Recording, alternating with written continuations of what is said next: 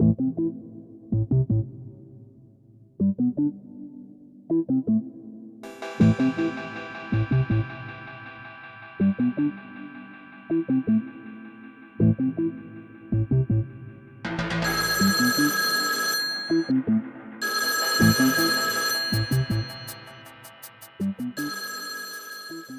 CJ, comment vas-tu? Salut Willy, je vais très bien. Très Très très bien. bien. Ben, j'ai vu pendant les derniers mois que tu t'es bien lâché, encore avec quelques beaux textes. Évidemment, toujours Facebook est intervenu pour couper la diffusion. On se demande bien toujours pourquoi. Oui, Et je, merde. Je suis devenu une victime tout comme toi. Voilà. Oui, j'ai perdu ma cigarette par terre. Excuse-moi. ah, voilà, ça te fait rien. Ben, c'est le premier gros mot, je les marque, hein. Ouais, voilà, bon, c'est comme ça. Mais voilà, c'est ce qui prouve bien qu'on est véritablement chez soi et dans l'intimité. Et dans l'intimité, voilà. Donc, bon, voilà, on sort un petit peu de notre confinement ici, mais enfin, on n'est pas resté inactif et tu n'es pas resté inactif durant toute cette période-là. Non, et puis la seule façon de détourner l'affaire, c'est faire comme tu fais. Je veux dire, c'est de demander à des amis de partager eux-mêmes tes textes, hein. Donc j'ai des Mhm. amis qui se sont vraiment acharnés à partager mes textes sur tous les groupes où je partage d'habitude. Donc ce n'est pas le nombre de partages qu'on fait qui pose problème, puisque eux ont fait beaucoup plus de partages que moi de mon propre texte, et Mhm. eux ne sont pas sanctionnés. D'accord, oui, oui, oui. Donc, je suis sanctionné. Pourquoi? Voilà, ça reste le grand mystère. On est des trop grands révolutionnaires, on est des bombes ambulantes. Euh, voilà. La dernière fois qu'on s'est vu, c'était à la foire du livre. Ton recueil venait de sortir. Évidemment, comme tout ce qui est littérature pour le moment est resté en stand-by pendant 2 gros mois. Voilà, tout ça va redémarrer. Et heureusement, bon, c'est la force des petites maisons d'édition, je vais me dire, c'est que tout ça ne va pas se retrouver dans des cartons parce que les nouveautés arrivent, que du contraire. La chance qu'ont les petites maisons d'édition, justement, c'est de pouvoir maintenant réactiver, ressouffler sur les braises qui sont là latentes, quoi. Absolument. Et donc, voilà, ce salon du livre, cette foire du livre, c'était la veille du confinement, hein. Mhm. Nous sommes les rescapés avec notre salon, puisque la France, elle avait déjà fermé le sien, on ne pouvait pas le faire. Et donc, évidemment, c'était un espèce de coup dans l'eau, puisque dès le lendemain, on pouvait plus se serrer la main, on pouvait plus s'embrasser. Oui, tout à fait, tout à fait. Quels sont les tout premiers échos que tu as eus pour les quelques ouvrages qui sont partis lors de la foire du livre? Parce que maintenant, on va seulement se lancer dans la promotion, mais disons, il y a quand même eu quelques lecteurs privilégiés qui ont eu la chance de te déguster, quoi. Ben, Alors, on va commencer par les critiques négatives. ben, non, mais d'abord, j'ai pas eu de critique du tout parce que moi-même, j'ai pas eu mon livre, donc Ah, il y a très peu d'autres gens qui ont pu avoir mon livre. J'ai vu des gens sur le stand qui ont acheté mon livre. oui, oui. Voilà, très peu parce que voilà, c'était quand même déjà, tout le monde se méfiait quand même déjà. Le confinement n'avait pas commencé, mais normalement les gens s'embrassaient plus, etc. Nous, on l'a fait quand même parce qu'on se connaissait bien, mais voilà. Et donc, mais je sais pas, moi j'ai un peu enterré le bazar. Je me suis dit confinement, confinement. Je veux rien savoir, je vais rien faire paraître, je vais rien dire sur ce bouquin. Je vais attendre que les temps soient meilleurs pour le D'accord. ressortir. Parce que bon, si j'ai bonne mémoire, si j'ai bonne mémoire, je l'ai eu en main, je l'ai un peu feuilleté, c'est tout à fait différent de ce que tu avais écrit et publié de plus tôt. Voilà, c'est tout à C'est vrai, c'est vraiment, je vais dire, une réflexion qui cadre bien avec ce que la maison d'édition Le Coudrier publie, quoi. Oui, mais surtout, c'est voilà, moi je suis un habitué des forêts. J'habite ici dans le milieu de la forêt de Soigne, qui s'étale sur plusieurs villages et sur pas mal de kilomètres, et qui a plusieurs entrées, plusieurs sorties, et qui est très différent d'un endroit à l'autre. Et donc les arbres sont mes amis depuis très longtemps. J'ai toujours eu des chiens, j'ai donc toujours fait des promenades dans les bois, jusqu'à 3 ou 4 promenades par jour d'au moins 1 heure, si pas plus, hors des sentiers battus. Donc les arbres, ça m'a toujours beaucoup intéressé. J'ai fait beaucoup d'expositions de troncs coupés, tout ça, voilà, des expositions dans la forêt elle-même, des expositions sauvages dans la forêt, voilà, sur des promenades que les gens suivaient, qui rajoutaient des petites choses là où j'avais déposé des choses, tout ça. Et donc, les arbres m'ont toujours beaucoup intéressé.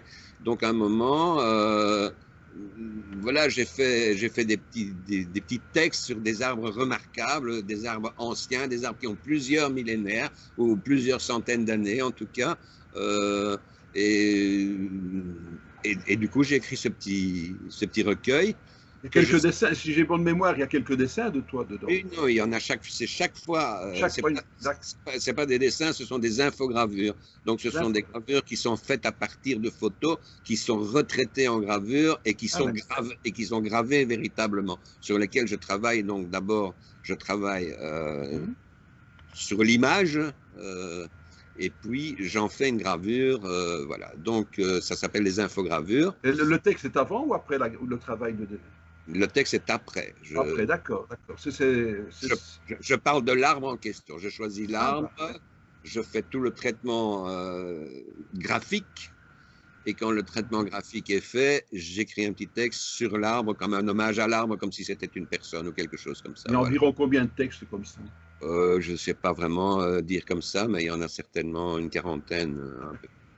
C'est un travail qui représente combien de temps, ça? C'est un travail. C'était dans les tiroirs ou bien c'était venu? C'était petit à petit. Voilà, j'ai mis ça. J'ai fait un dossier arbre de vie, en fait.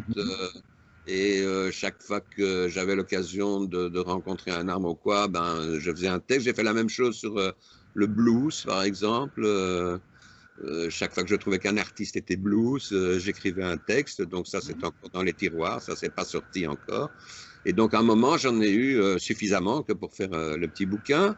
Sauf que je n'avais pas vraiment d'éditeur pour ça. Et puis tout d'un coup, j'ai pensé aux Coudriers, puisque je les connais bien, je les fréquente beaucoup. J'ai mon ami Michel Van den Bogard qui est souvent publié chez eux. Et puis Michel a publié pas mal de choses où il a illustré lui-même par son travail graphique, peinture, aquarelle, etc. Et je me suis dit, mais alors voilà, c'est l'endroit idéal pour pouvoir faire quelque chose avec ces arbres, avec ces infogravures et avec ces petits textes. Ce sont des petits textes, c'est 7-8 lignes chaque fois, pas beaucoup plus. Donc à chaque page, il y a une infogravure avec un texte. D'accord. Tu travailles sur quoi pour le moment? Ben, pour le moment, je travaille sur le futur, donc sur demain, sur ce qu'on nous prépare. Oui, mais on ne sait jamais, tu peux avoir eu une idée, je veux dire, dans les dernières semaines ici, qui te fait, tiens, mais justement, oui, parce que je vais épouser tel sillon qui vient de se creuser, quoi. Oui, mais bien sûr, mais c'est exactement ça, en fait. C'est-à-dire que donc tous mes derniers textes des 2-3 dernières années sont quand même assez révolutionnaires ou en tout cas anarchistes ou en tout cas, bon, un peu noirs, je veux dire, puisque les temps ne sont pas roses non plus. Et puis tout d'un coup, c'est plus possible de dire ces choses maintenant puisqu'elles sont dites. Donc c'était un peu prémonitoire de tout ce qui se passe maintenant. Donc moi, les gens qui sont éborgnés ou qui ont les mains arrachées, etc., les migrants qui meurent en mer, les gens qui sont pourchassés, tout ça, j'ai écrit tout ça dans les 3-4 dernières années, j'ai déjà écrit tout ça, donc je ne sais plus écrire là-dessus. Il n'y a plus besoin d'écrire là-dessus, c'est clair pour tout le monde, sauf que se prépare un temps inattendu que moi j'attends depuis toujours, parce que j'ai toujours eu conscience que cette espèce de fascisme nazi était loin d'être étouffé, était loin d'avoir disparu, était toujours là bien florissant et bien protégé et bien existant. Et puis donc maintenant, voilà, il faut se battre maintenant. Maintenant, on est dans la résistance active. Donc voilà, c'est ça que je prépare. Oui, d'accord. Bon, la préparation, c'est bien, l'écriture, c'est une chose. Est-ce que tu sais te corriger? Ou bien c'est un jet, il reste comme il est, basta terminé? Tu veux dire quoi là, par exemple? Quand ton texte sort, est-ce que tu le retravailles ou bien alors est-ce que c'est vraiment une pulsion que tu as et tu écris et tu te dis, je n'y touche pas? Non, non, ça a été longtemps des pulsions comme ça auxquelles je ne touchais pas. Maintenant, je retravaille quand même, mais je retravaille pour que l'impact soit Voilà. plus percutant, voilà. Donc oui, mais ça se fait assez vite généralement. Je les écris, je laisse reposer 8-10 jours et puis je les ressors parce que j'en ai déjà écrit entre-temps 5-6, je vais dire, donc j'ai déjà oublié celui que j'avais écrit il y a 10 jours, donc je peux le ressortir, le relire comme si j'étais un lecteur, comme si j'étais quelqu'un d'autre, et donc du coup, là, c'est facile de corriger. Quand c'est plus ton texte à toi, c'est facile de voir les failles, de voir ce qu'il faut changer, etc. Voilà. Donc, Quand tu l'écris, tu le dis à haute voix rapidement? je les dis toujours à haute voix, oui. Toujours, toujours. Toujours. Tu les ponds à haute voix ou bien tu Non, les écris premier? je les écris et puis je les dis. Et quand je les dis, automatiquement, il y a plein de choses qui changent parce D'accord. qu'on ne peut pas les dire. Voilà. Voilà. Donc, tu dis toi-même, sans le faire exprès, ce qui n'est pas écrit Mhm. pour dire la même chose. Tout d'un coup, ça ne va pas, ça bute ta langue. Et donc, tu sais très bien ce qu'il faut corriger. Oui, mais ça, c'est le rythme et la cadence CJ qui est très typique, quoi. Oui, c'est aussi vraiment la compréhension réelle de la phrase, quoi. Donc, quand tu écris, ça peut être tout d'un coup un peu tarbiscoté, comme ça, tu vois, c'est littéraire, mais c'est pas aussi clair que ce que tu le voudrais, voilà. Oui, parce que chez toi, enfin, pour dire un petit peu, enfin, c'est l'expérience que j'ai un petit peu de ta lecture, tu es plus ponctuation par le mot que par l'usage de la ponctuation. C'est le mot qui percute et qui Ah, arrête. oui, c'est sûr que pour ça, la ponctuation chez moi c'est très particulier. Oui, oui. C'est vrai que je préfère aller à la ligne que de mettre une virgule Mhm. pour séparer la phrase de l'autre, alors que c'est quand même la même qui suit, qui se suit. Mhm. Car ça met un temps plus long qu'une virgule. Voilà. Oui, oui, oui, oui. C'est le côté slammer un peu, quoi, aussi, Oui, mais qui est cadencé dans le rythme. oui, le slam oui, mais pourquoi le slam est-il comme ça? Il n'est pas vraiment comme ça pour être cadencé. Il devient cadencé parce que c'est pour que chaque phrase laisse une impression à elle d'elle-même. Oui, Voilà, oui. la phrase elle-même. Donc voilà, le slam, c'est devenu une espèce d'obligation de séparer ces phrases parce qu'autrement, tu endors les gens sous un texte. Oui, oui. Mais toi, tu ne les endors pas parce que tu es toujours accompagné d'une bande de groupies qui sont là en train de te suivre. Ouais, bon, ouais, c'est vrai que mais bon, les groupies, ça va, ça vient, ça change et ça rechange. D'accord. C'est fait de tout petit rien. Nanana, nanana, nanana. Bon, cet été, il n'y aura plus les balades sur la péniche.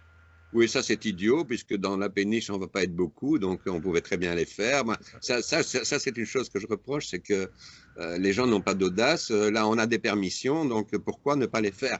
Voilà, si on est 10 sur la péniche, c'est quand même très bien. Mhm. C'est peut-être pas rentable pour le pénicheur. Le Oui, pénicheur, ça ça s'appelle un sous-entend. batelier, hein. Oui, mais ça sous-entend il faut faire ce sacrifice, autrement Oui, oui. la culture s'éteint, quoi. Voilà, c'est tout. On n'est quand même jamais tellement sur les péniches, hein. Enfin, c'est même, d'ailleurs, c'est pas des péniches, c'est des petits bateaux de plaisance. Et Oui. voilà. Enfin, tu fais les balades littéraires solitaires en forêt, quoi. Ouais, enfin, je te dis, je vais reprendre les lectures à la cool à la boutique Malmström Mhm. incessamment sous peu. On n'a jamais été plus que 10, donc il n'y a aucune raison qu'on ne les fasse pas. Mhm, c'est vrai, Voilà. c'est vrai, c'est vrai. Voilà, il n'y a aucune raison qu'on ne se retrouve pas dans un bistrot à 10 à dire de la poésie et à la filmer. Il y a pas de raison qu'on ne fasse rien. Voilà, c'est ce que je veux dire. Il y a plein de choses qu'on peut faire. Voilà. On peut les faire dehors, on peut les faire dans les parcs, on peut les faire sur des places, on peut les faire. On Tu peut as, même. tu as encore quelque chose en vue avec eux, Avec qui eux? avec Malmström? Ah ben, j'ai ça en vue avec Maelstrom. Enfin, moi, j'ai déjà commencé, hein. J'ai déjà été 2 fois, passer Mhm. 3-4 heures à la boutique, dehors, assis dehors, où on se retrouve à 5, à 6. et où on ne parle que de ça, enfin, je veux Oui, dire. oui, oui. Moi, je veux dire en édition. En édition, ben, là, moi, j'ai rien de prévu avec Maelstrom en édition. De toute façon, chaque fois que j'ai une édition chez Maelstrom, elle est plutôt demandée par Maelstrom que par moi-même. Donc, Mhm. voilà, je sollicite pas vraiment l'éditeur, moi, Non, non. ou bien je lui signale que j'ai un manuscrit ou quoi. Mais voilà, moi, je sais que j'ai des manuscrits qui ne sont pas pour Maelstrom, j'ai des manuscrits qui ne sont pas pour l'Arbre à Parole. Voilà, c'est comme ça que je me suis retrouvé maintenant au Coudrier. Et puis, j'espère pouvoir me retrouver un peu ailleurs aussi. Et puis voilà, Maelstrom, on avait en route le festival Maelstrom, qui aura lieu maintenant en octobre. Que va-t-on y faire? On ne le sait pas encore vraiment nous-mêmes, ni les organisateurs. Quand je dis nous-mêmes, c'est les organisateurs, évidemment. Et donc, comment on va le faire? On ne sait pas vraiment parce qu'on ne sait pas très bien où on va. Donc, c'est un grand festival qui brasse beaucoup de monde. Donc, comment va-t-on Mhm. faire? J'en sais rien. Mais en tout cas, on va le faire, ça c'est sûr. Eh bien, CJ, je suis content de m'être entretenu avec toi pendant maintenant, je vois déjà 15 minutes. Ben oui, déjà. Voilà, c'est la petite graine que nous venons de semer. On va voir un petit Ah, peu ce c'est que chouette. ça va donner. C'est bien, c'est bien, c'est bien. Donc, le bouquin qui sera d'actualité maintenant, c'est Arbre de vie chez Le Coudrier, c'est tout. Voilà, on peut Eh toujours aller bien, chercher les autres. on va secouer notre libraire pour qu'il l'ait en rayon. Oui, oui, c'est ça. Et donc là, je compte bien que ce livre-là se retrouve à Peinture fraîche, par exemple, puisque là, on est en plein dans peu de textes et beaucoup d'illustrations. Tout à fait. Bon après-midi. Salut CJ. Ciao, Bye bisous. bye. Bye, merci. Salut, à bientôt.